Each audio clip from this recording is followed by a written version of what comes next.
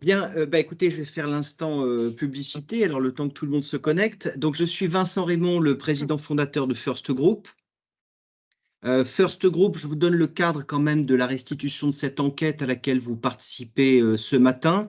Le groupe aujourd'hui est un acteur important du développement des compétences et du capital humain, ou de la richesse humaine, selon les termes qu'on peut y retrouver. C'est-à-dire qu'on accompagne depuis 15 ans les grandes entreprises françaises dans la création d'une stratégie de développement capital humain, ressources humaines et développement des compétences, ou les déploiements opérationnels des plans d'action.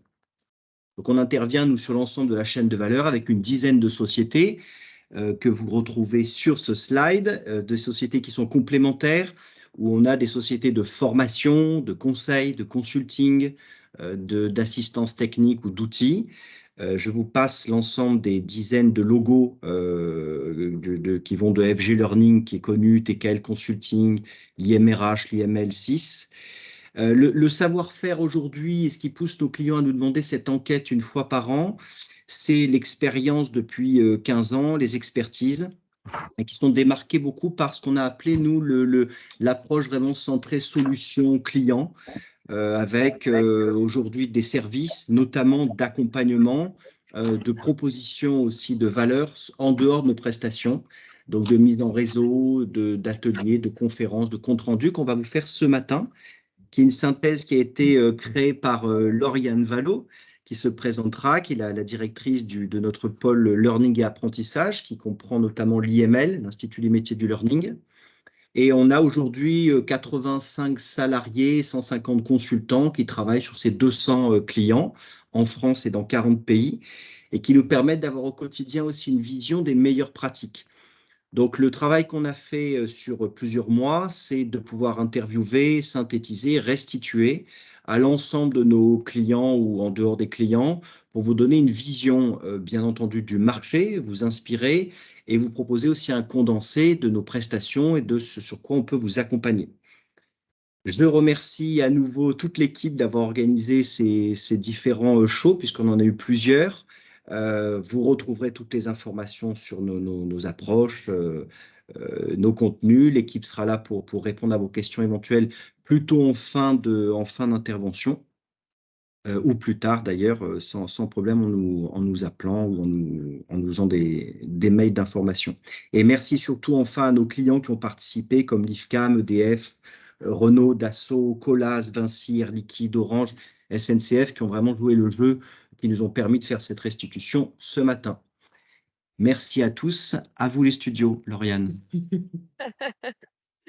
Donc voilà, je suis Lauriane, je suis directrice du pôle Institut des métiers du learning et de l'apprentissage. Et au-delà du conseil, de l'ingénierie et de la formation que je fais pour mes clients learning, je fais aussi des enquêtes. Et voilà, l'enquête de l'année 2021 qui a été restituée en 2022, son objectif était de savoir si le learning était un vecteur d'innovation et de changement dans l'organisation en période de Covid, mais pas que. Voilà. Donc, j'ai posé dans mes enquêtes des questions explicites, des questions implicites pour finalement savoir si on s'était réinventé dans le learning.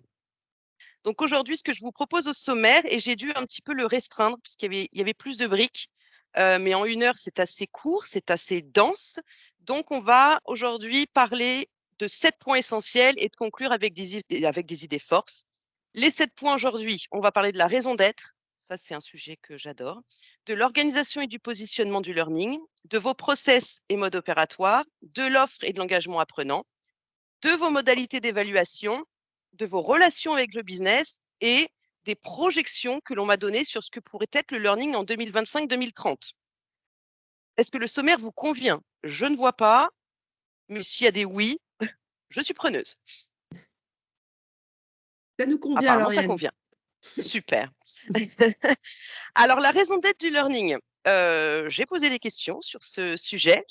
Et finalement, je me suis rendu compte que pour moi, c'était un sujet fluide, mais c'est un sujet complexe finalement pour les directions learning. C'est pour ça que je voulais l'évoquer avec vous aujourd'hui. Donc, j'ai posé la question, est-ce que vous avez pensé, hein, la raison d'être du learning dans l'organisation? Donc, à cette question, j'ai eu beaucoup de moments de silence, un petit peu de flottement. On m'a demandé beaucoup de reformuler. Et finalement, on en arrive à, pour 70%, hein, globalement, vous n'avez pas repensé ou pensé votre raison d'être ou c'est en cours. Et pourquoi les clients, en tout cas les directions learning que j'ai interrogées, m'ont dit non, globalement, parce que pour eux, elle est claire, ou que c'est pas un sujet, ou que c'est pas utile. Et je m'en suis voulu parce que j'ai pas rebondi quand on m'a répondu que la raison d'être était claire. J'aurais dû demander quelle était la raison d'être pour ceux qui m'avaient répondu qu'elle était claire et je n'ai pas posé la question. Donc je m'en veux un peu. Après, pour ceux qui y travaillent, m'ont dit on y travaille, c'est en cours, mais on ne sait pas comment la travailler, vraiment la travailler et comment la diffuser. Et finalement, vous allez me dire, OK, c'est quoi finalement la raison d'être et à quoi elle sert? Pour moi, c'est une vraie question. Premièrement, ce qu'elle n'est pas, elle n'est pas là pour faire joli, en fait, et elle n'est pas là juste pour faire un coup de communication. Elle est vraiment là pour donner un cap, elle est stratégique, elle est là pour donner le cap, la vision et l'impulsion collective. Finalement, pardon, excusez-moi, ça passe. C'est de poser, le cadre de votre responsabilité, poser le cadre de la responsabilité du learning dans l'organisation. Et pour ça, il y a quelques étapes à suivre que je vais vous proposer. Vous devez partir d'un véritable besoin. Donc quels sont déjà qui sont mes clients et quels sont, leurs besoins? Et aller encore plus loin, c'est de savoir quels sont les besoins qui sont non satisfaits ou mal satisfaits. Est-ce que quelqu'un dans l'auditoire pourrait me dire d'une façon très spontanée, voilà qui sont mes clients, qui est mon client interne et quels besoins je n'arrive pas à satisfaire aujourd'hui? Ce serait super que quelqu'un me réponde. Je me sentirais moins seule. Ou alors ça veut dire qu'en 10 secondes, vous ne savez pas répondre à la question. Pas de réponse? Personne ne veut Non. s'engager? Non? Oh, c'est dommage. Le deuxième point, peut-être que là, vous allez pouvoir me répondre, elle détermine ce pourquoi on existe et les raisons profondes pour lesquelles, en fait, le learning œuvre au quotidien dans l'organisation.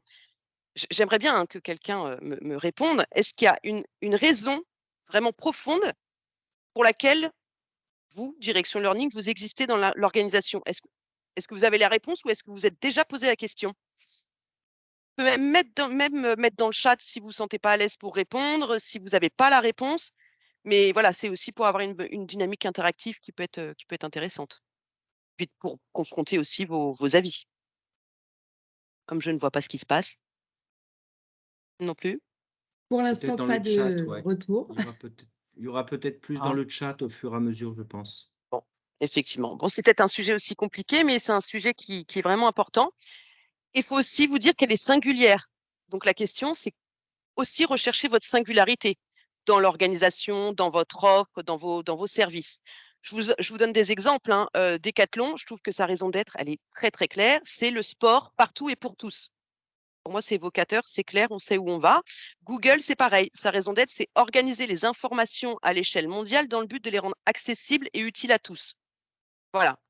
Et ce qu'il faut retenir, et moi, c'est ce que je retiens, et c'est comme ça que je travaille avec mes clients quand on travaille sur ce sujet, elle a le droit d'effacer ce que l'on a été pour affirmer ce que l'on est devenu. À savoir, est-ce qu'on sait ce que l'on est devenu? Mais c'est un vrai sujet. Voilà.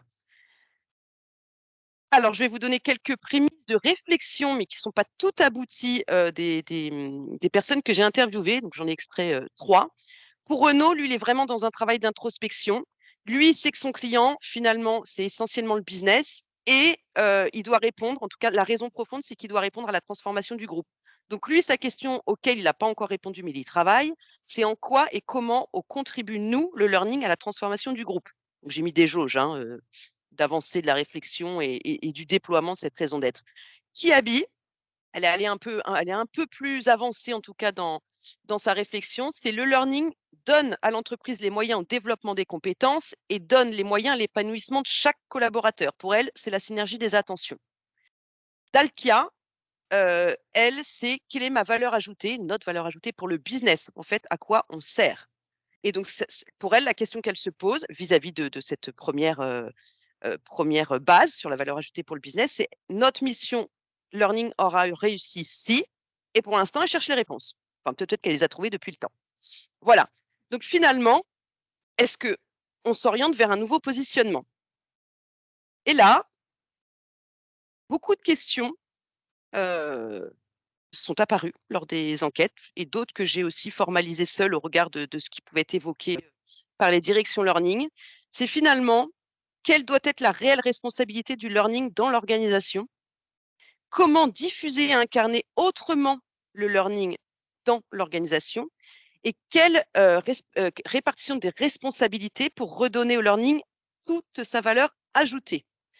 Alors, en écrivant aussi tout ça, je me suis dit, est-ce qu'on doit travailler d'abord ces questions et ensuite formaliser sa raison d'être, ou finalement formaliser sa raison d'être pour balayer et répondre à ces questions? Un vrai sujet, mais j'ai quelques prémices de réponse que je vais vous partager. Alors, ce qui est sûr, ce qui a été évoqué, vous avez aussi le droit de le partager, de valider, de confirmer. Moi, ce que m'ont dit les directions learning, ce qui est sûr, c'est que et ce que l'on va arrêter, nous ne sommes plus un gestionnaire de commandes et on ne veut plus l'être. Donc, une fois qu'on s'est dit ça, c'est après comment on se réorganise. On s'interroge toujours, est-ce que finalement je dois honorer l'ensemble des demandes? Jusqu'où sommes-nous au service du business et de l'apprenant, hein, aussi? Qui sont nos relais et sont-ils les bons? J'ai eu quelques avis assez tranchés sur le sujet en me disant finalement, nos chargés RH, on n'est pas sûr, je vous le dis, hein, que ce soit vraiment nos bons relais. Voilà, ou nos chargés de formation en filiale, on commence à se poser des questions. Donc pour un plan de formation plutôt intéressant, mais pour des sujets très stratégiques autour des compétences et des projectifs métiers, ça devient un petit peu plus compliqué. Voilà. Et dans le «on est sûr», ce qui est sûr et ça a été unanime, les directions learning m'ont répondu: «Ce qui est certain, c'est qu'on doit vraiment se centrer sur les besoins stratégiques du groupe et sur les évolutions des compétences attendues dans les métiers». Donc c'est assez stratégique. Voilà. Donc on est vraiment sur des questions de positionnement et finalement de recherche de relais. Ça, je pense que c'est un réel sujet opérationnel pour nous concentrer, nous, finalement, dans le learning sur des vrais sujets à valeur. Et finalement, lors de cette restitution, moi, je leur ai posé des questions, mais des questions, auxquelles il ne faut pas répondre tout de suite, hein, bien évidemment.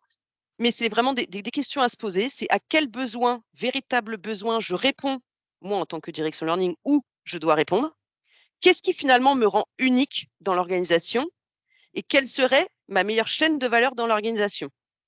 Et finalement, moi, j'en ai déduit, est-ce qu'il n'est pas plus facile de prendre des décisions lorsqu'on dispose d'une raison d'être? Et pour ça, j'avais juste un exemple, c'est un peu storytelling, mais c'est l'histoire d'un PDG d'une compagnie aérienne qui se définit en tout cas, hein, c'est sa raison d'être, comme la compagnie aérienne à petit prix.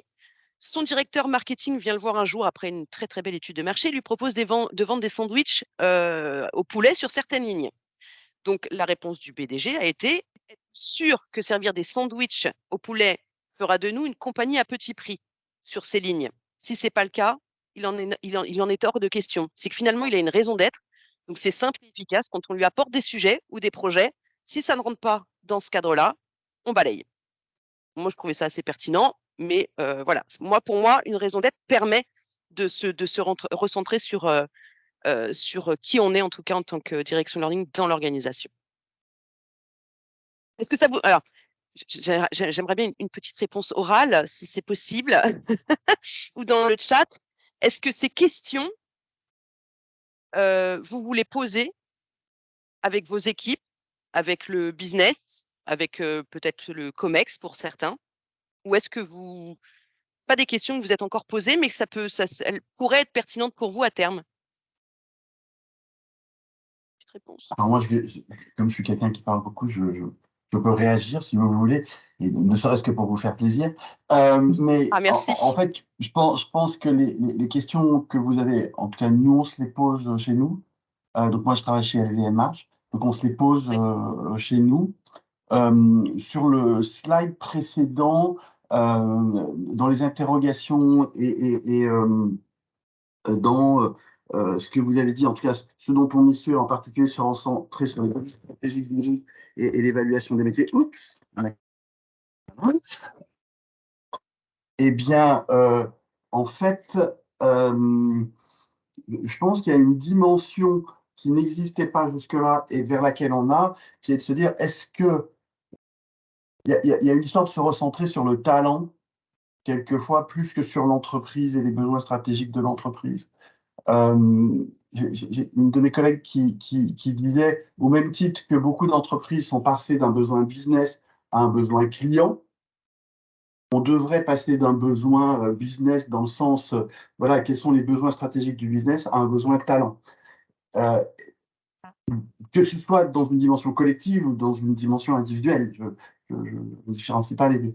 Mais ce que je veux dire, c'est que les perspectives, en tout cas, sur lesquelles nous, on est en train de réfléchir et de voir comment avancer, elles s'inscrivent dans cette dimension-là et elles se donnent. Et donc, derrière les questions, à quel véritable besoin je réponds et je dois répondre, il y a aussi une intentionnalité dans notre Mmh. positionnement et voilà, Bon, et qui pose de grosses questions parce qu'il y a des histoires de moyens derrière toujours, voilà.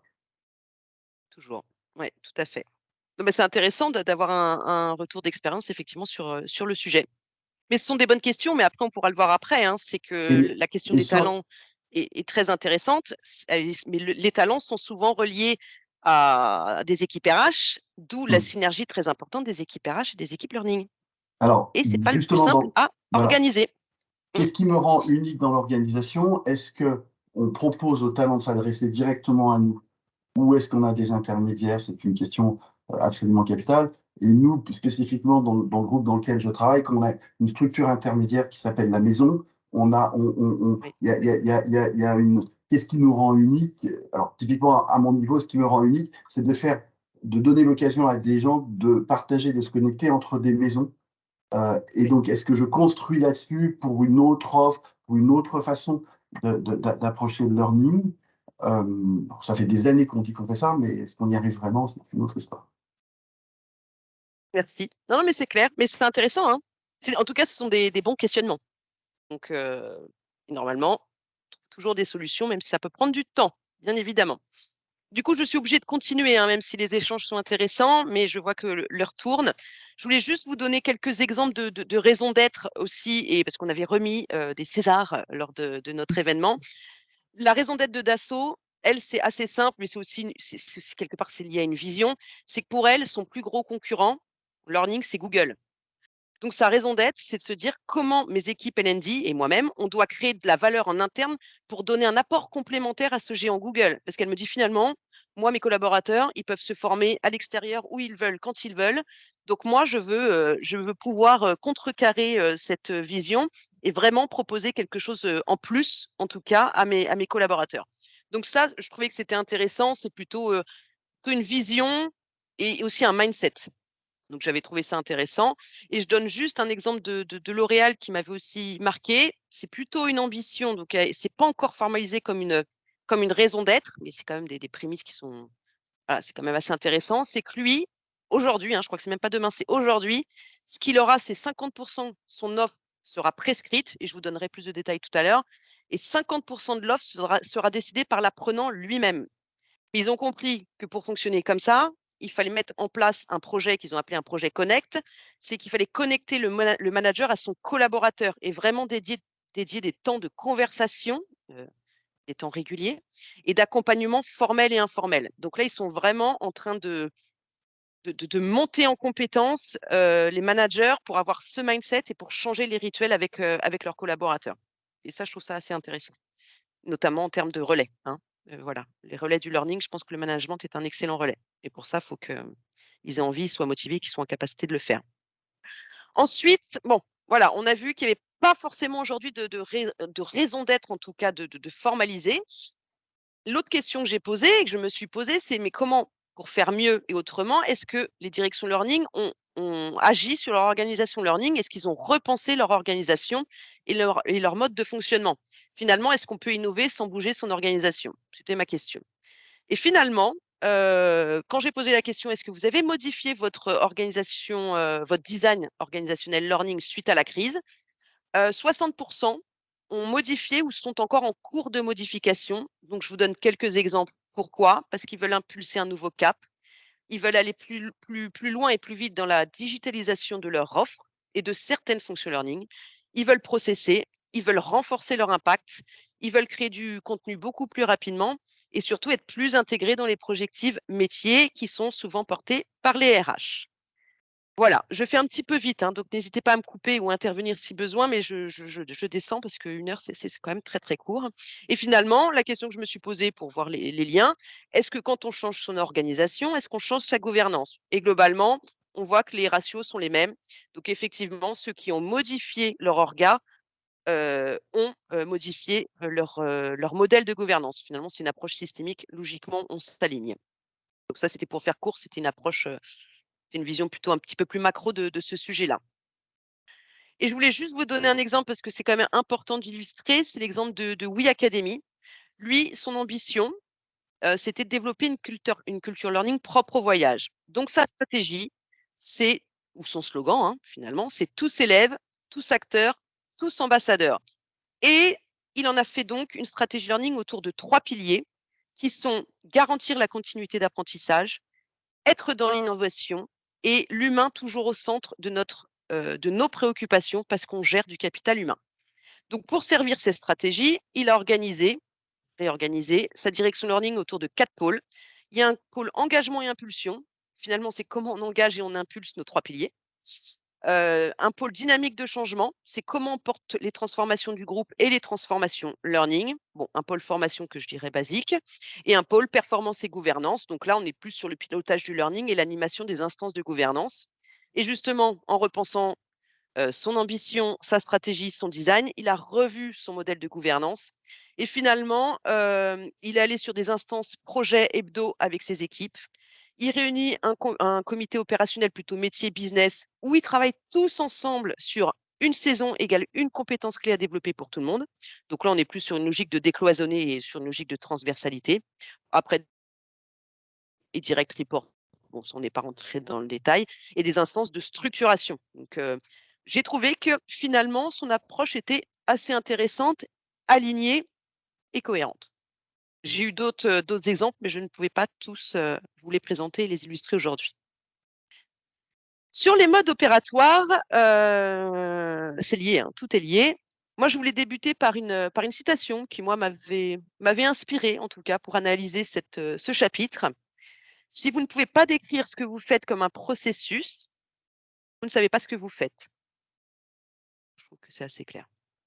Voilà, moi, ça me parle, en tout cas. Donc, qu'en est-il, en fait, des process et des modes opératoires au sein du learning? Finalement, par rapport à l'enquête de 2020, bah, on poursuit toujours les mêmes enjeux. Il n'y a pas eu, d'évolution, mais ce qui est normal, hein. Donc il y a une réelle, en tout cas, je l'ai vraiment senti, et perçu, une réelle volonté de partager et de faire savoir au sein de toute l'organisation. C'est finalement donner plus de visibilité de ce que vous faites, de ce que vous entreprenez auprès de l'ensemble des parties prenantes. Donc c'est aussi de gagner en agilité, de décloisonner et finalement, comme disait Colos, j'avais bien aimé, on va faire sauter maintenant tous les verrous. Et donc, pour y parvenir, j'ai sélectionné, ce que certaines directions learning ont évoqué avec moi, ce qu'ils ont pu mettre en place en termes de nouveaux process, modes opératoires et même règles du jeu au sein de leurs équipes. Il y a 4 piliers, voilà, on y arrive, hem, issus des interviews, c'est les piliers de la ressource. Un pilier qui est priorisation et prise de décision. Comment on peut gagner, en agilité, en efficacité, sur ces sujets de prise de décision et de priorisation? Comment on peut décloisonner et plus faire savoir, c'est moche comme thème, et plus faire savoir. Donc comment travailler mieux la collaboration, la transversalité et la représentation dans l'organisation et comment être plus aligné, être en cohérence avec, les équipes RH. Donc c'est le pilier de la synergie RH et learning. J'ai eu un petit peu moins de réponses sur le sujet. Je vous donne quelques exemples que je vais diffuser comme ça. Total, ce qu'elle, m'a évoqué et je vais essayer de vous le synthétiser, c'est que finalement, dans les ressources, elle s'est dit: «On a énormément de process». Elle a mis en place une personne dédiée à l'ensemble des process learning. Mais au sein de chaque processus learning, elle a un référent qui, lui, est garant de tout le process. Par un exemple, il y a un référent qui est garant, de la gestion du catalogue jusqu'à la création d'une offre et finalement, c'est une task force dédiée au process qui est pilotée en mode projet. L'IFCAM, j'ai bien aimé parce que finalement, elle a mis en place, je vous donne un peu l'histoire, une task force suite à la crise, hein, bien évidemment. La crise nous a aidés quand même, hein, sur le quoi, le qui, le comment et le pourquoi, en gros de notre mission et donc quel process. Avec un seul leitmotiv, c'est de mettre son énergie, donc l'équipe, hein, mettre s'il n'y a pas de cadrage de projet, on ne produit pas. Donc finalement, ce qu'elle veut, elle a sa règle des 3 points. Vous ne travaillez, vous ne produisez que si vous avez un besoin clair, que si vous disposez d'un réel temps de mise en marché et si vous avez des jalons projets définis et validés. En gros, elle questionne et elle challenge fortement le besoin près du business, hein. Elle pose clairement, et ça c'est vous allez voir, enfin, je ne vous l'expliquerai pas, mais c'est un vrai sujet au sein des directions learning, les critères de go et no go des projets. On a du mal à dire non. Et donc, elle fait l'écologie finalement de son équipe et elle n'est finalement, avec son équipe, centrée que sur des projets à réelle valeur ajoutée. Sanofi m'a dit, avec la Covid et ce qui s'est passé au niveau de la digitalisation, etc., nous, effectivement, on a fait quelque chose de basique, mais on en avait besoin, c'était de structurer les process sur les déploiements des modules digitaux, donc les acteurs, leur rôle, leur responsabilité dans la production du digital learning. Ça peut paraître basique, mais on a encore des demandes. Donc, c'est pas si basique que ça. Hop, je reviens à d'autres clients sur justement comment mieux représenter, collaborer, en tout cas. Colas m'a dit qu'il a revu l'ensemble de ses process pour représenter le learning à tous les échelons et à toutes les strates de l'entreprise. Donc, en face, il a mis des KPI stratégiques et quelles étaient les réponses learning. Renaud, lui, a beaucoup plus travaillé avec ses équipes learning, donc les équipes formation, l'ensemble des BU learning et de ses académies. Ce qu'il a fait, c'est qu'il a mis en place un pilotage beaucoup plus régulier, beaucoup plus monitoré. Sa volonté à lui, c'est d'être encore plus dans la pertinence et d'intégrer les besoins de ses clients internes. Et ça fonctionne plutôt bien. Alors après, sur ces sujets-là, ça a été plutôt dit de façon macro, mais en rentrant dans le détail, moi, j'ai pas eu énormément d'informations pratiques. Ce qui est sûr, c'est qu'il faut s'aligner, en tout cas, et sur les process RH et learning. Finalement, c'est pour garantir la meilleure expérience employée et apprenant. Ça va de pair. Et beaucoup se disent, en tout cas, disaient travailler sur un vrai renforcement de l'approche compétences. Pourquoi? Pour être beaucoup plus user-centrique. Moi, la question que je me suis posée, j'ai rien vu. Bon, alors parce que peut-être je ne suis pas allée assez loin, mais ça a été validé après lors du Learning Spirit, sur le vrai process d'évaluation des compétences. Au mieux, on m'a beaucoup parlé des référentiels de compétences, mais ils sont encore très, très peu connectés au processus d'apprentissage. Donc, moi, je me posais la question, finalement, si on avait, là, je suis dans le meilleur des mondes, hein, un process d'évaluation vraiment 360 degrés qu'on arriverait à connecter au learning et que le learning arriverait à exploiter, je pense qu'on aurait vraiment une belle proposition de valeur et une meilleure offre d'apprentissage. Voilà. Donc, moi, je vous pose 2 questions. Où vous en êtes, vous, de vos process d'évaluation des compétences? Vous n'êtes pas obligé de répondre, mais c'est pour la prise de recul aussi. Et où en êtes-vous de la connexion entre évaluation des compétences et itinéraire d'apprentissage? Après, si quelqu'un veut rebondir, moi, je suis preneuse, hein. Est-ce que c'est un sujet que vous avez pris et qui fonctionne très bien? Est-ce que c'est une difficulté chez vous? Enfin, nous, Est-ce notre qu'il n'y a outil pas répond de… ouais, nous, notre outil répond à ces enjeux-là. Donc, on a un outil digital qui permet, mais c'est de l'auto-évaluation. Ce n'est pas une évaluation externe. Oui. Mais par contre, on Mmh. commence par une auto-évaluation pour pouvoir proposer des parcours d'apprentissage derrière. La technologie va nous aider pas mal à faire ça, je pense, ces prochaines années. Ouais, c'est la première étape, l'auto-évaluation. Mais c'est bien si elle est confrontée à un manager qui est très impliqué dans l'évolution des compétences de ses collaborateurs. C'est bien de pouvoir tout confronter pour vraiment avoir un mapping ultra précis. Mais là, moi, je suis dans un monde idéal. Mais déjà, l'auto-évaluation est importante.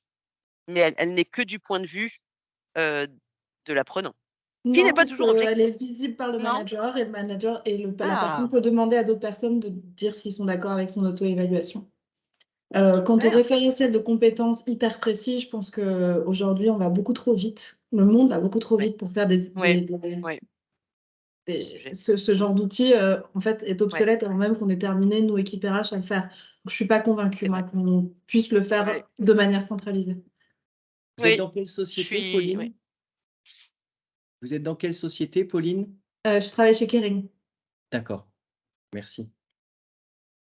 En fait, je fais le lien et Pauline a raison et c'est les vœux, en tout cas, du learning en 2023-2025, c'est notre capacité d'avoir vraiment des référentiels compétences à jour, automatisés, qui pourraient se connecter effectivement aux offres d'apprentissage que vous pourriez proposer. Mais c'est un vœu, c'est un souhait, mais effectivement, en pratique, c'est assez complexe.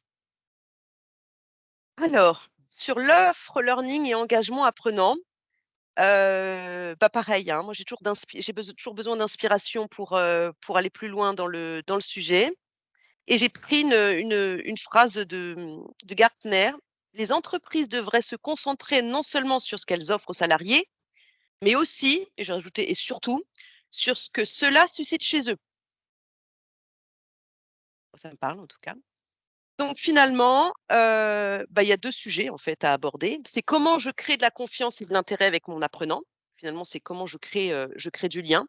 Et finalement, c'est la première démarche qui suscite son attention et on m'a beaucoup parlé, je vous donne 2 exemples, hein, des enquêtes apprenants.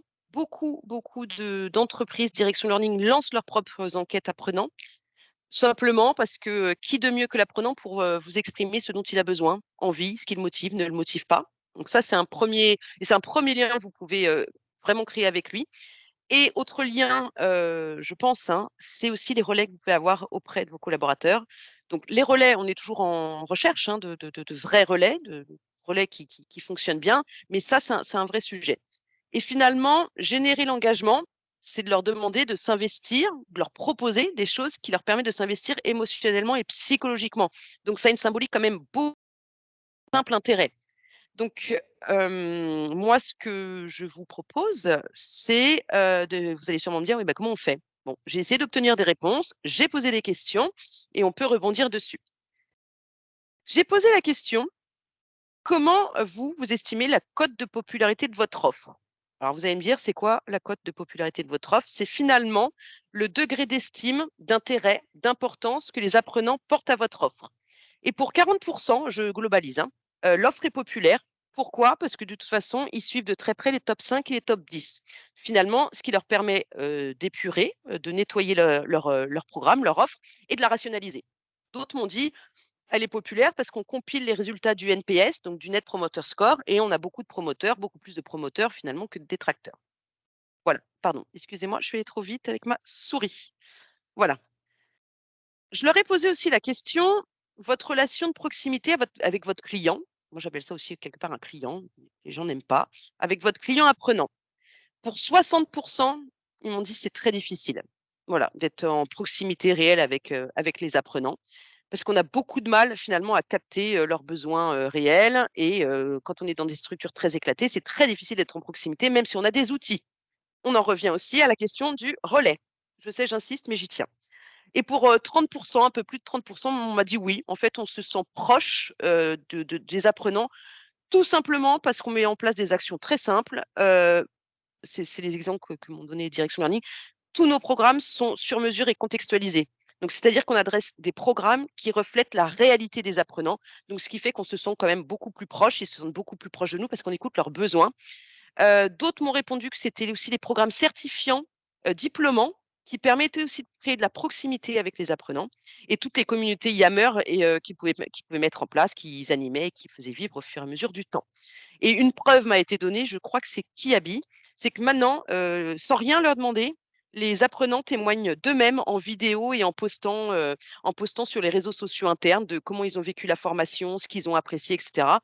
Et ça fait effet boule de neige et maintenant ils témoignent tout seuls en prenant leur petite caméra. Donc voilà, elle a senti qu'il y avait une émulation et qu'elle se sentait plus proche, de ses apprenants. Et à la question: «Quelle note vous attribuez les apprenants en termes de réponse à leurs besoins individuels, finalement à leur singularité?» Plus de la moitié, finalement, ceux des directions learning interrogées se notent entre 0 et 3. Alors, j'ai eu plusieurs réponses, tout simplement parce que certaines directions learning m'ont dit: «C'est pas de notre ressort, en fait, c'est pas notre sujet, on n'est pas positionné là-dessus». D'autres m'ont dit: «C'est très difficile aujourd'hui de pouvoir répondre à leurs besoins, just in time». Cela revient au manager de s'attacher à ce sujet et de prioriser ses besoins et de les valider. Et d'autres m'ont dit: «Bah, nous, on a fait, pour répondre à cette question-là, on a fait le choix d'une offre libre service». Voilà. Par contre, il y a encore des choses qui pêchent, hein, bien évidemment, on n'est pas parfait. Ce qui pêche, c'est l'offre encore pléthorique. La plupart des missions d'audit et de conseil qu'on a pu mener en 2021 à l'IML étaient sur le sujet de l'offre. Parce qu'effectivement, historiquement, on était sur de la quantité. Là, on s'oriente plus vers de la qualité, mais c'est quelle stratégie, quelle méthode, quel process mettre en place pour l'épurer, l'optimiser et la rationaliser. Au-delà de la digitaliser, bien évidemment. Le manque en fait de mise en visibilité de l'offre, comment on valorise, comment on fait savoir, voilà, comment on fait du vrai marketing de notre offre et de nos programmes. Certes, on a l'outil, hein, les outils qui peuvent nous aider, mais pas que. Il faut aussi, s'appuyer sur les relais humains et pour vraiment faire le ciblage, individuel, pour l'instant, on n'y est pas encore. Très, très peu m'ont dit: «On arrive à cibler, et à vraiment être user centric». C'est encore difficile, mais l'avenir nous le dira. Peut-être qu'avec des outils, mais pas que, on pourra vraiment être, focus sur l'apprenant lui-même. Je vous donne très rapidement pareil en macro, mais on pourra en rediscuter, plus tard, même un petit peu à la fin si vous avez des questions, mais il fallait aller à l'essentiel aujourd'hui. Il y a quelques éléments de réponse pour tous ces sujets, qui pêchent encore. C'est clarifier l'offre, la nettoyer, la mailler, ça c'est un vrai sujet. Comment on maille notre offre? Donc certains ont fait les partis pris de ne pousser des programmes qui sont que pour l'initiation, le perfectionnement, l'expertise. Donc la variété de programmes, elle est sélectionnée, elle est claire. Et quand, voilà, moi je suis Lauriane chez Bouygues Construction, j'arrive chez Bouygues Construction, je suis en initiation dans le poste, je sais ce à quoi j'ai le droit en termes de formation. Alors c'est très simple, c'est très, ça peut paraître très simple, mais le maillage de l'offre, c'est un vrai sujet et d'avoir une porte d'entrée par compétence, plus forcément par programme. La varier, alors ça, les directions learning avec plein d'idées, il faut la varier. Donc, il faut proposer du diplômant et du certifiant. Nous, c'est ce qu'on appelle la carotte. Mais la carotte donne du sens à nos efforts et nous engage. Donc, ça permet quand même d'engager les apprenants. De varier les modalités, en fait, pour toujours susciter leur curiosité, leur intérêt. Donc, je parle bien de varier les modalités en type podcast, immersive, des MOOC, du distanciel, du digital, de la gamification. Même la gamification en présentiel peut être très impactante. D'autres m'ont dit: «Bah, nous, ça y est, on a fait le choix de mettre un même programme avec plusieurs modalités». Donc ils ont le choix. Ils veulent aller en présentiel, un jour, ils vont en présentiel un jour. Ils veulent plus de présentiel, ils ont pas le temps, c'est pas la modalité qui les anime, qui les motive. On a le même programme en distanciel. Je vous donne un exemple, simple, mais ça peut être aussi un autre programme en blended. Voilà.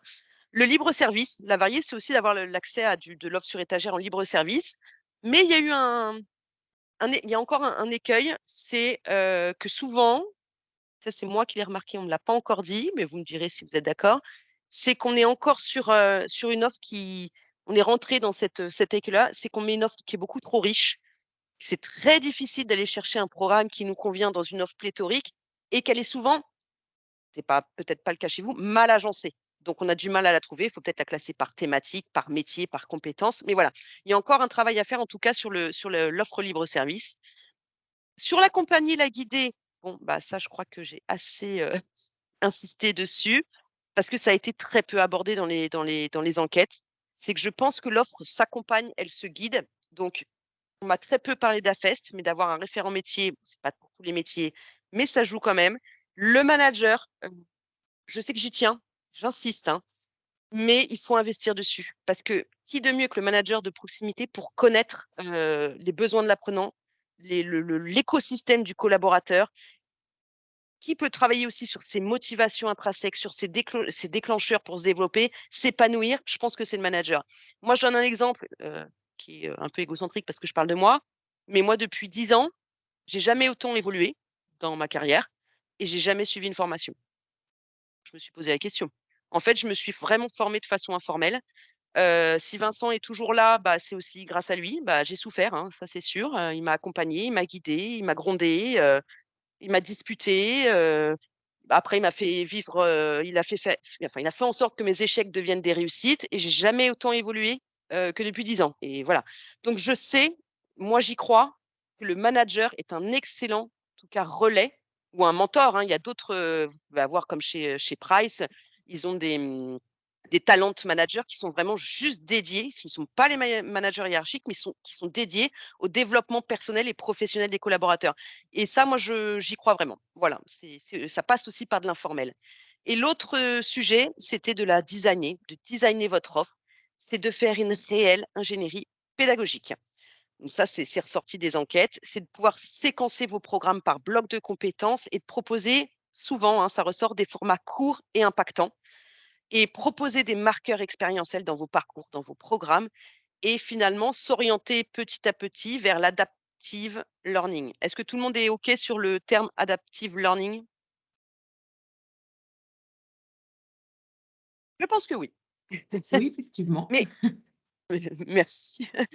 Mais avec tout ça, avec toutes ces solutions proposées ou idées proposées, eh ben, on n'y est toujours pas, et je vais vous dire pourquoi. Parce que finalement, je suis revenue sur une enquête qui est toujours d'actualité, une enquête de 2010, sur 9 000 répondants, et je vous rassure, elle est encore d'actualité. Il est cité comme le plus important pour eux, en termes d'apprentissage, d'apprendre de l'expérience professionnelle, par le partage de connaissances en équipe et par le feedback et l'accompagnement du management. Et nous, finalement, on est super fiers de nous parce qu'on a très, très bien travaillé les points 6, 7 et 8.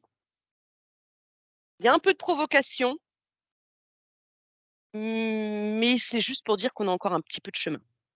Voilà. On a très bien travaillé les classes virtuelles, l'offre libre service, les programmes présentiels, mais c'est pas ce qu'attendent les apprenants en termes d'apprentissage. Pas que, en tout. Voilà, ils apprennent mieux sur d'autres sujets, avec d'autres modalités. Juste pour revenir au maillage de l'offre, et j'ai trouvé ça plutôt intéressant, mais je voulais y revenir très rapidement sur le cas, l'exemple L'Oréal. Sur 50 de son offre prescrite, 50 sur l'offre, décidée en totale autonomie par l'apprenant. L'offre prescrite, il l'a catégorisée, il l'a maillée par le mandatory, c'est ce que L'Oréal, au niveau du learning, doivent planifier. Ce qui est important, indispensable pour le job cette année, donc c'est le non négociable. Et les business must, c'est par exemple les produits qui arrivent dans l'année, et donc ça, c'est à budgéter. Sur le côté 50 de l'offre autonome, il l'a maillé de deux façons différentes. Il y a l'offre flex, donc c'est libre service, sans coût, quelle que soit la modalité. L'apprenant y va quand il veut, quand il le souhaite. Et l'open request, ça nécessite la validation du budget par le management. Et 30 du budget formation de L'Oréal est dédié sur, c'est peut-être un petit peu compliqué, sur l'offre qui est décidée par l'apprenant. Et je trouvais que moi, ce maillage était quand même très, très clair. Voilà, moi en tout cas, il me parle. Et pour en revenir, à la synthèse, hein, finalement de repenser finalement un petit peu nos modes d'apprentissage et la façon de les adresser, moi j'ai repris l'écosystème d'apprentissage de l'UFCAM que j'ai trouvé très intéressant, et ça permet de reboucler un petit peu la boucle. Quand on repense nos modalités, nos offres, il faut penser apprentissage de soi, apprentissage personnalisé, apprentissage social, apprentissage et employabilité, apprentissage immersif et contextualisé, et apprentissage et travail. Donc tout ça, ça mélange, ça mêle hard skills et soft skills. Je vois le temps qui tourne, et du coup, bah, je me suis dit: «Bon, vu qu'on a beaucoup, évolué, est-ce qu'on évalue tout ça? Est-ce qu'on a évolué sur nos KPIs?»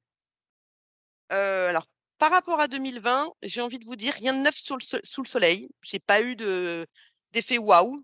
C'est encore un vrai sujet, les KPIs et l'impact du learning sur les apprenants, sur l'organisation. On m'a dit finalement, et c'était moins le cas en 2020, qu'on a vraiment généralisé le NPS. Donc ça, c'est ressorti à 95, que les directions learning s'étaient vraiment dotées de KPIs liés au digital, et ils sont intéressants parce qu'ils vont chercher à la fois le quali et le quanti, donc comme le taux de pénétration des modules, le taux de plébiscitation des modules, la durée moyenne d'un module. Donc ça, j'ai trouvé ça, assez intéressant, et bon, sur la mesure de l'impact, je pense que ça a été unanime. La réponse a été: «C'est compliqué».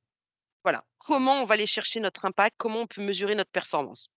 C'est encore un vrai sujet, mais j'ai eu des exemples intéressants de nouveaux KPIs que j'avais pas forcément vus ailleurs. Donc là, c'est des KPIs vis-à-vis du business et du groupe. Colas, moi, il m'a dit: «J'ai mis un KPIs qui me permet de montrer que je suis en conformité je mets, mon offre est conforme par rapport aux attentes du groupe» et il met ça en lumière avec le taux d'accessibilité aux collaborateurs.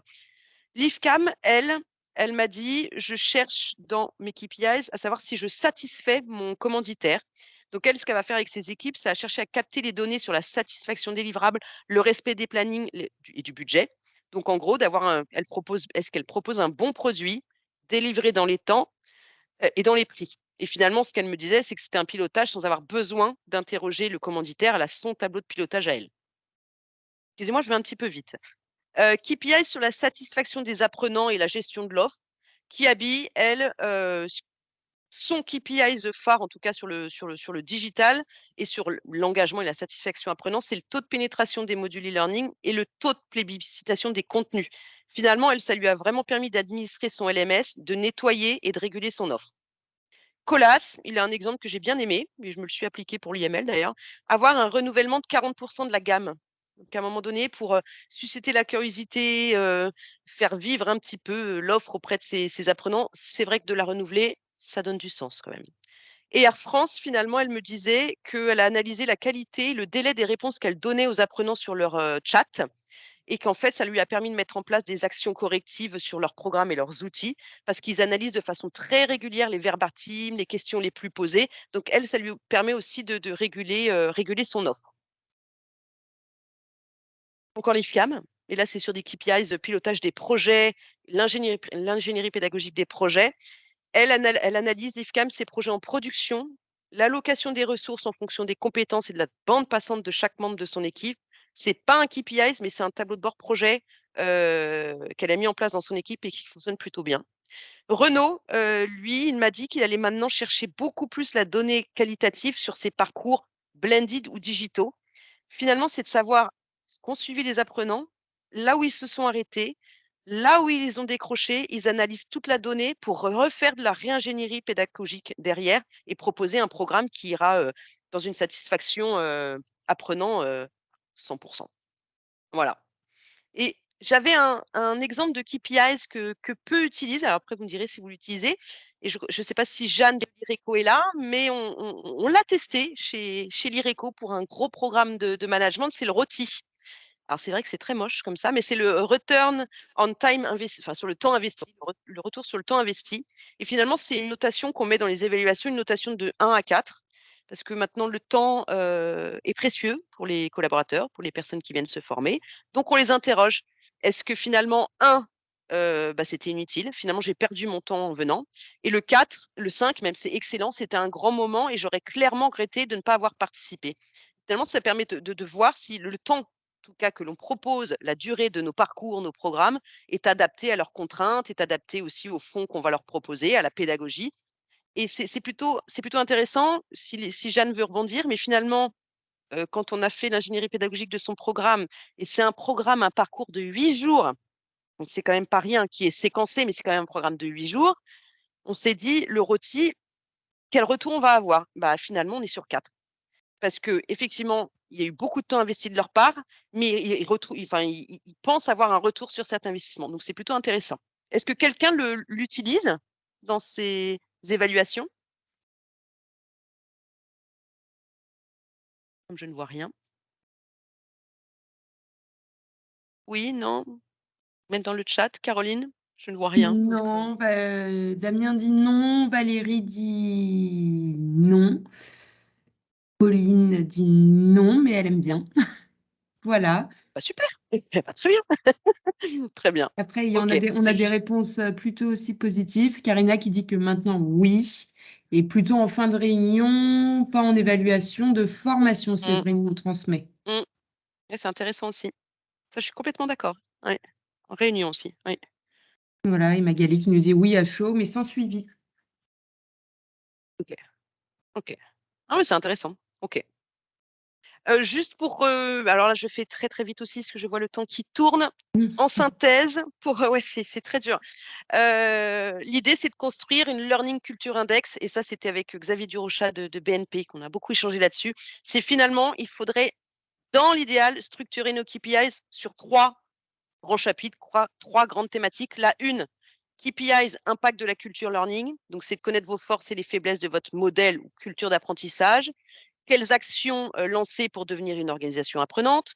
Le chapitre 2, c'est KPIs et impact de la formation. Donc, quel impact pour les comportements des apprenants et la performance de l'entreprise. Quelles sont les modalités ayant le plus d'impact et plus d'efficacité. Bon, ça, après, on peut en rajouter d'autres, hein, des items. Et dans le 3, le KPIs, satisfaction NPS. Qu'est-ce que l'on doit améliorer en termes de contenu, de méthodologie, de localisation, etc. Et j'ai même, j'aurais beaucoup de mal à vous le retranscrire, mais le DG de l'IFCAM qui m'a accordé 1 heure sur ces sujets-là arrive avec des tableaux de bord qu'il croise. C'est un ancien directeur financier, donc ça aide. Il arrive à croiser et à exprimer lors de ses COMEX, à trouver la causalité entre la formation, les KPIs financiers et donc la croissance du groupe. Je serais incapable de vous réexpliquer parce que c'était d'abord des tableaux de bord très complexes, mais il arrive à trouver la causalité. Et ça, j'ai trouvé ça très, très pertinent. Mais je pense que c'est un vrai travail et une vraie compétence. Je continue, mais pas trop longtemps. Ce qui, moi, m'a un petit peu interloquée dans ces enquêtes, c'est que finalement, quand j'ai posé la question, mais vous, en tant que direction learning avec vos équipes, est-ce que vous vous interrogez et à quel rythme sur votre création de valeur? Est-ce que vous-même, vous avez votre propre cellule interne learning de conduite du changement? Voilà, bah, j'ai eu très peu de retours, à part, oui, on fait un séminaire annuel au vert pour analyser les données. Mais finalement, je me dis que quelquefois, on est un petit peu les cordonniers les plus mal chaussés et je pense que ce sont 3 points essentiels pour aller plus loin dans ce que l'on propose, en tout cas, en termes de valeur, à notre organisation. Et voilà, j'avais une citation de MC Solar, hein: «Prendre du recul, c'est prendre de l'élan», donc j'aime beaucoup. Moi, ça m'aide aussi à réfléchir, donc je pense qu'il faut prendre du recul pour prendre de l'élan. Est-ce que alors je sais que il reste 5 minutes, mais j'ai quasiment fini. Est-ce que qui est là aujourd'hui a mis en place un système, un process pour s'interroger sur sa réelle création de valeur au sein de la direction learning? Je ne vois rien, donc Caroline, s'il y a des mains levées, des oui, des non dans le chat, je suis preneuse. Yes. Pour Ou l'instant, s'il y a rien, pas de retour. ah. C'est un non-sujet. Alors juste savoir si c'est un non-sujet ou si c'est un sujet pour vous? Intéressant ça aussi. Séverine qui nous dit: «Non, pas de système en place». Séverine Bachelet. Et parce que c'est un non-sujet ou c'est un sujet mais qui est pas encore traité, hein, tout simplement, hein? Tout faire, hein. Et Anne Ricou nous dit que c'est un sujet en cours de réflexion. Séverine Mmh. nous dit, pour compléter sa première réponse, pourtant vrai sujet mais pas encore traité. Valérie nous dit que c'est un sujet mais non travaillé encore. OK. Bon, on a la réponse. Pour moi, c'est un vrai sujet, mais on n'a pas encore eu mais je pense que ça peut faire partie de la feuille de route 2023. Et vos relations avec le business, donc là, je vais passer assez vite. J'ai posé quelques questions. Et comment vous estimez le soutien du learning dans les transformations business? 50% globalement m'ont dit vous souteniez très bien les métiers dans leur transformation. Et 10% m'ont dit non, on n'est pas si bon que ça, il faut se l'avouer, parce que le business va de plus en plus vite et il n'est pas toujours évident de pouvoir lui apporter une réponse immédiate parce que c'est pas anticipé. Voilà. Et que c'est encore difficile d'intégrer les évolutions en cours dans les métiers. Et moi, ce que je retiens, j'ai mis en gras, car le business n'identifie pas le learning comme un acteur du change. Moi, c'est ce qui m'a marqué, voilà, c'est ce que j'ai gardé, j'ai gardé en gras. Sur le niveau de réactivité, bah, on était très fiers parce qu'il y a 70%, il est plutôt bon, voire très bon. Moi, je me suis posé la question après, est-ce qu'on est plutôt réactif effectivement avec le business dans la prise de commande et dans la solution, mais est-ce que c'était vraiment la priorité et le bon besoin? Je laisse la réflexion ouverte. Et comment vous estimez votre niveau de collaboration avec le business? Globalement, il est bon. Donc voilà, vous soutenez, vous êtes réactif, vous collaborez bien avec vos directions métiers. Mais quand je croise cette donnée à une dernière question qui était: est-ce que vous estimez que vos équipes sont en capacité de diagnostiquer les activités à forte valeur ajoutée dans les métiers? 43% m'ont dit non et 36 m'ont dit non, pas tous. Ils ne sont pas tous capables dans mon équipe. Ce qui, moi, me pose une question, m'interroge, c'est finalement, ils ont beaucoup de difficultés à avoir ces compétences finalement analytiques. Là, ils n'ont pas forcément la compétence des réels besoins du métier au regard des projectives et des évolutions des métiers. Et finalement, ils n'ont pas réellement la connaissance des activités encore indispensables à l'organisation. C'était ma transition pour parler des compétences des équipes learning, mais je ne l'ai pas traité aujourd'hui. On pourra en reparler. Et je ne pouvais pas tout traiter. Donc, j'en arrive pour les dernières minutes et je suis presque essoufflée. Qu'est-ce que sera le learning en 2025-2030 pour les personnes que j'ai interrogées? Alors, il y a des choses où on peut aller très, très loin. Il y a des choses qui sont très simples. Certains m'ont dit sur la dimension, on va dire, chapitre apprenant, demain, en 2025-2030, parce que 2025, c'est vraiment demain, on aura un apprenant learner qui sera autonome et qui aura plaisir à se former, qui aura un nouveau mindset dans l'apprentissage. Ce sera un apprenant qui se formera où il veut, quand il veut, et avec les learning data, si on est bien doté d'outils pour aller analyser toutes les données, on pourra cerner ses compétences, ses appétences et ses motivations. Sur le chapitre les nouvelles missions du learning, certains m'ont dit: «Non, mais il y aura plus d'organisation de formation en tant que telle» et ça, j'ai trouvé assez ça revient à ma logique de relais et d'accompagnement, des apprenants. En fait, ce qu'on proposera nous, c'est un accompagnement ciblé et je crois que c'est Kering, hein, donc de mémoire, personnalisé pour chaque collaborateur, pour les mettre en réflexivité, pour les mettre en conscience sur leur carrière et leur façon d'apprendre. D'autres m'ont dit, on sera juste un service après-vente de la formation parce qu'on aura des outils très interconnectés au service des développements des compétences. Donc, on aura des cartographies vivantes, interactives et nous, on poussera l'offre associée et elle sera toujours à jour. On est dans un monde idéal, hein. D'autres m'ont dit non, nous, on sera plus on aura une académie qui sera un lieu de recherche et d'innovation. On voudra vraiment faire plus de liens entre la recherche et l'innovation pour irriguer nos programmes de formation. Et d'autres m'ont dit, avoir vraiment, des équipes qui sont beaucoup plus stratégiques et compétentes sur les sujets du digital et de la data. Et la dernière brique, qui paraît simple, mais n'y est pas encore, d'avoir une offre multimodale, donc pour permettre à chaque collaborateur de trouver sa ressource au bon moment et qui correspond à sa modalité à lui. Avoir des formats courts, modulaires, qui impliquent émotionnellement et physiquement et avoir du vrai social learning. Alors après, c'est un peu des citations, mais j'aimais bien. Avoir une offre individualisée, mais pas individualiste. Donc, c'est proposer du collectif dans les sujets individuels de chaque apprenant. Quand l'apprentissage informel deviendra formel, j'ai bien aimé. Et là, la dernière, alors attendez, il faut se concentrer. C'est toujours le DG d'IFCAM. Il veut, lui, et il va le faire, je le sais. Il veut une offre, il proposera une offre qui réencode les gens pour répondre à l'obsolescence des compétences. Donc, je suis obligée de lire mes notes, hein. Il voudra mettre en place des programmes sur le mindset pour créer un contexte pour que la plasticité neuronale de l'entreprise soit la meilleure pour préparer demain. Il va mettre mettre en place des programmes visant à établir des schémas relationnels pour son organisation et pour son extérieur. Et il proposera une offre pour préparer les gens, écoutez bien, à se préparer eux-mêmes à demain. J'ai bien aimé. Et il le fera, j'en suis certaine. En conclusion, et j'ai tenu, hein, ah non, j'ai dépassé, pardon. Les idées forces à retenir, idée 1, que la raison d'être aujourd'hui, elle est peu mature et qu'on est encore en recherche de notre positionnement. Tant mieux, moi j'aime bien, au moins c'est challengeant. Donc, affirmez, formalisez ce que vous êtes devenu, répartissez les responsabilités de l'apprentissage dans l'organisation. L'idée 2, j'y tiens, c'est investissez sur la montée en compétences de vos équipes. On est les cordonniers les plus mal chaussés. Préparez demain comme vous le faites pour vos clients. Idée 3, prenez le temps de vous interroger sur votre création de valeur et sur votre impact. L'idée 4, restez toujours sur la dynamique user-centrique. Donc, renforcez votre présence, votre proximité, votre popularité. Misez sur le marketing et la communication. Interconnectez, si possible, au mieux, les référentiels compétences aux itinéraires d'apprentissage. Et en idée 5, formalisez et partagez largement votre vision de la culture de l'apprentissage dans votre organisation. Midi 3, je suis désolée. Mais remarque, Vincent a pris 3 minutes pour l'introduction, donc j'ai tenu le timing. Bravo, Voilà. Lauriane. Alors je vais je vais juste retirer mon écran parce que je ne vois personne et voilà, pour terminer, je veux bien quand même partager. Voilà.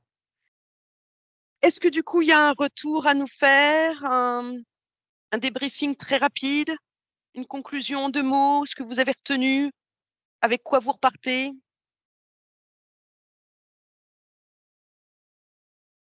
J'ai pas engagé les apprenants aujourd'hui, hein.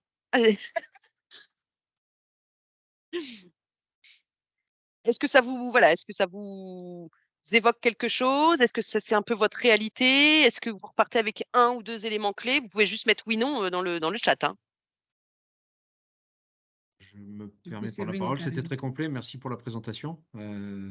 C'est toujours bon de prendre ce temps de réflexion, comme vous le disiez tout à l'heure. Est-ce qu'on prend le temps de réfléchir et de se poser? Et c'est exactement l'intérêt de ces présentations-là. Il y a beaucoup de choses qui sont intéressantes, déjà identifiées ou pas. Mais très Mmh. clairement, ça nécessite d'être creusé maintenant, de prendre un petit peu le temps de revoir ça Mmh. voilà, d'imaginer la suite très clairement. Mmh. Mais en tout cas, moi, je me retrouve dans beaucoup de choses et surtout sur les projets qu'on veut mener à partir de cette année, en fait. Voilà, je pense qu'il y Exactement. a il y Mmh. a il y a des choses à discuter ensemble par la suite. Bah, avec plaisir, hein. Avec grand plaisir. Je regarde dans le chat aussi, le replay. Merci pour le recul. Je regarde en même temps. On reste à votre disposition. C'est Vincent. OK. Bah, merci à tous en tout cas. Merci à tous de votre participation. Merci, Merci. bonne journée. Merci Bonne Bonne journée, beaucoup. à À journée. bientôt. bientôt. Merci. Au revoir.